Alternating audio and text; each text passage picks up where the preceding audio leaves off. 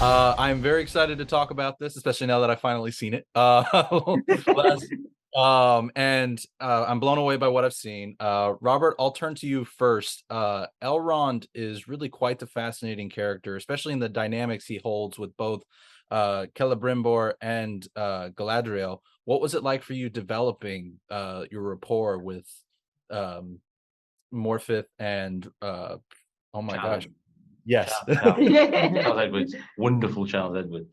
I mean, I loved working with them, and there's such different relationships, those two, you know.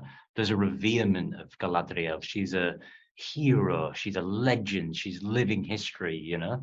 And so it's I think that was really important. We really wanted her. I really feel that he sort of has a tremendous amount of respect for her in a very particular way, and there's a lot of heart in that relationship. She's very close to him, and she's guided him in the past. Whereas with Celebrimbor, it's a different kind of respect for a different type of legend. You know, it's more practical. What he's achieved, what he's achieving, his dream. You know, his goal for Eregion is inspiring. You feel like you're being a part of history. And so we all wanted the relationships to be quite different, but I just felt really lucky to work with those two actors because they're absolutely wonderful. They bring so much to the role, and especially with Charlie Edwards, it's really difficult not to just laugh.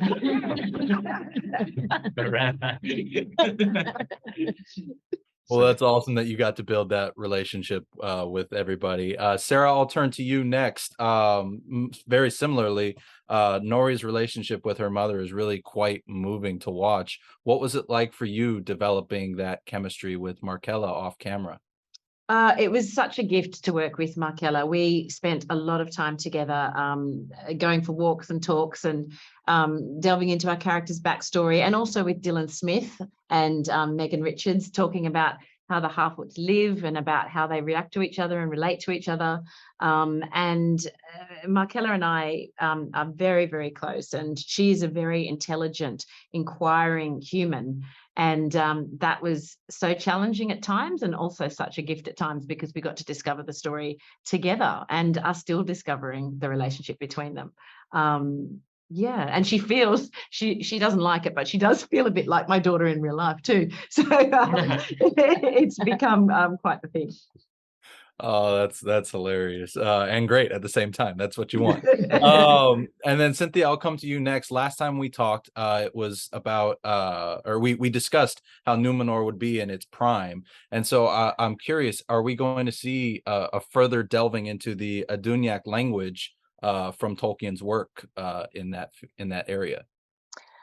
Well, you're going to see a few things with Numenor, and it's interesting because, what struck me, we got a chance ourselves as a cast to watch the first few episodes, and there's so much incredible story just in the first two before you even get to Numenor, and then Numenor's story is incredible, and there's a lot to sort of unpack there. So it's interesting because every time we go to sort of discuss it, there's so much I want to say, but I also don't want the audience to not get the opportunity to discover along the way this incredible, island kingdom that, for some people, they have heard of it or they're aware of it, but they've never seen it. And they've never seen its inhabitants, and they've never sort of seen it come to life. So, I know that's sort of like a circuitous route to what you originally asked, but I've been more inclined to be a bit more withheld about what you will ultimately see with Numenor, because I think what's so creative with what JD and Patrick have come up with is they're making just really thoughtful choices about what the journey is going to be for Miriel, what the journey is going to be for Farazan and the other inhabitants, and how they all cross paths and how different worlds come together. So even when I say that, I feel like I've already said too much. So I'll leave it there. Well, I could appreciate wanting to keep that surprise for audiences. I've tried to do the same in my questions, but I know a little bit of Tolkien, so I gotta try. Fair. And then Daniel, I'll come to you. Your character is one that is probably the most wrapped in mystery at this point. What has that been like for you, having to really keep all of that to yourself throughout all of this?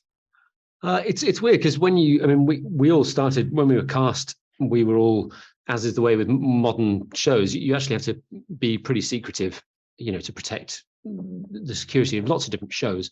So we've all been sort of playing that game with this show for a while, and then we had scripts and wanting to keep who we were playing and the storylines secret. So it sort of feels like we've been doing that for 3.5 years, some of us, and suddenly now we're getting pretty close to the moment when we can start really talking about it. And I feel there's this sort of unleashing of the celebration that we were never able to have, when we were cast necessarily. And it feels like I'm tantalizingly close to being able to share that with an audience. And similar to Cynthia's point, having worked, I think we've worked pretty hard to keep these things mysterious, because there are certain aspects of the Second Age which, if you wanted to, you could go and look up in the Tolkien source material. So the aspects where we don't know the answers, we don't know what's going to happen, feel like really precious jewels, because they're something that an audience is going to discover along the way with us. And I am really, fingers crossed it doesn't all come out in the next 2 weeks. I'm really excited about the idea of an audience coming on that journey, in my case with my character, and just seeing how that pans out. And I'm also incredibly excited by the level of knowledge and sort of discussion that's been going on about who he might be, because it's all incredibly sort of informed, and people are staking their ideas to the mark. They're really sort of firmly having arguments. It's great how many people understand and know lots of stuff about it. It's really invigorating. Yeah. Well, I certainly look forward to learning more myself, as well as sharing more with audiences in the coming weeks. Thank you all so much for taking the time to chat. I really do appreciate it.